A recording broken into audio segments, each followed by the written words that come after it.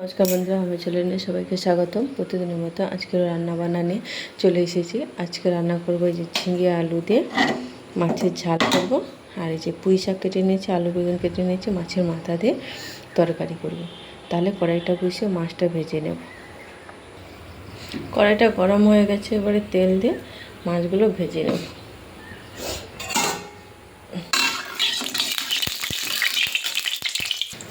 মাছগুলো সেই যে ভেজে নিয়েছি লাল লাল করে, এবারে তুলে নিয়ে মাছের মাথাটা ভেজে নেব।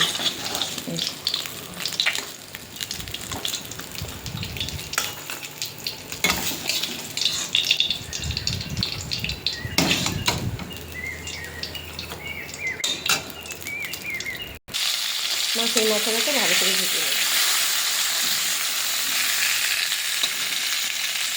মাথাটা ভাজা হয়ে গেছে, এই তেলের মধ্যে দিয়ে দেবো 5 ফোড়ন আর পেঁয়াজ কুচি। পেঁয়াজটা ভাজা ভাজা করে নেব।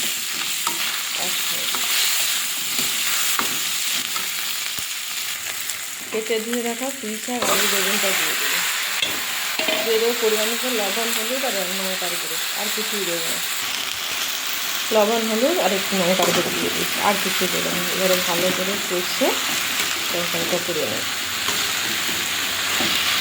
অনেক কালেকে জিরে ধনের গুঁড়ো বা জিরে ধনের বাটা দিতেও পারেন, অনেকে সরষে বাটা দিতে পারেন। আমি এখানে কিছুই আর দেবো না।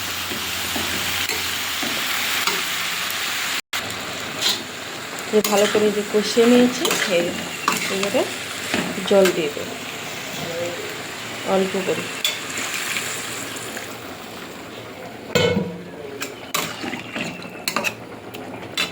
দিয়ে ঢাকা দিয়ে দেবো। মাছের মাথা দিয়ে যে পুঁই শাকটা হয়ে গেছে, এবারে নামিয়ে নিয়ে কড়াইটা ধুয়ে বসে ঝিঙে আলু দিয়ে মাছের ঝালটা করে জিরে আর ধনের বাটা। কড়াইটা গরম হয়ে গেছে, 5 ফোড়ন দিয়ে দেবো পেঁয়াজ কুচি। পেঁয়াজটা ভাজা ভাজা করে নেব।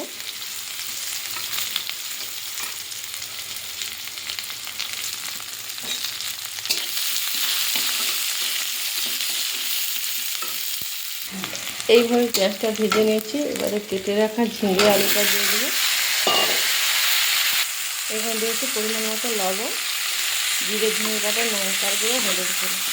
এবার ভালো করে কষে জল দিয়ে দেবো।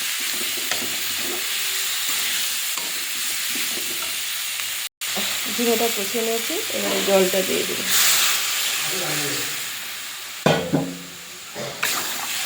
বেশি জল দেবো না। এবারে ঢাকা দিয়ে দেবো। ঝোলটা ফুটে গেছে, এবারে মাছগুলো দিয়ে দেবো। দিয়ে আর একটু 2-5 মিনিট মতো ফুটে নামিয়ে। এই গরমের দুপুরে এই জিরে ধনে বাটা দিয়ে ঝিঙে দিয়ে একদম পাতা অথবা কাঁচকলা দিয়ে মাছের ঝোলটা হয়ে গেছে। এই যে এবারে নামিয়ে নিই। মাছের মাথা দিয়ে পুঁই শাকের তরকারি আর ঝিঙে আলু জোরে ধনে জিরের বাটা দিয়ে মাছের ঝোল। তাহলে আজকে রান্নাটা কেমন লাগলো কমেন্ট করে জানাবেন। টাটা, সবাই ভালো থাকবেন, সুস্থ থাকবেন।